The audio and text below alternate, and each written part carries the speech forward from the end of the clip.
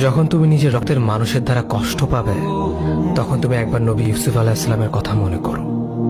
তিনি কিভাবে নিজের ভাইয়ের দ্বারা প্রতারিত হয়েছিল। যখন তোমার বাবা মা না বোঝে তোমার বিরুদ্ধাচরণ করে, তখন নবী ইব্রাহিম আলাইহিস সালামের কথা মনে করো। তার বাবা তাকে আগুনে নিক্ষেপ করায় ভূমিকা রেখেছিল।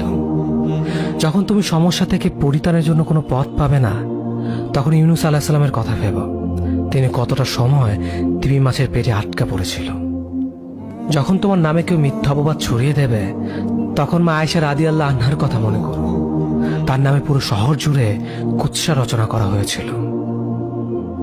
যখন তুমি অসুস্থ ব্যথার যন্ত্রণায় কাতরাতে থাকো, তখন নবী আইয়ুব আলাইহিস সালামের কথা ভেবো। তিনি ভয়ঙ্কর এক ভাইরাসজনিত রোগে আক্রান্ত হয়ে তোমার থেকে বেশি কষ্ট পেয়েছিল।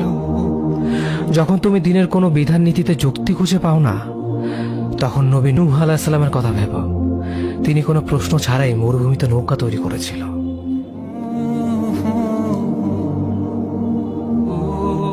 যখন তুমি আত্মীয়স্বজন, পরিবার, বন্ধু বান্ধবের কাছে হাসির পাত্রে পরিণত হও, তখন তুমি শেষ নবী হযরত মুহাম্মদ সাল্লাল্লাহু আলাইহি ওয়াসাল্লামের কথা ভেবো।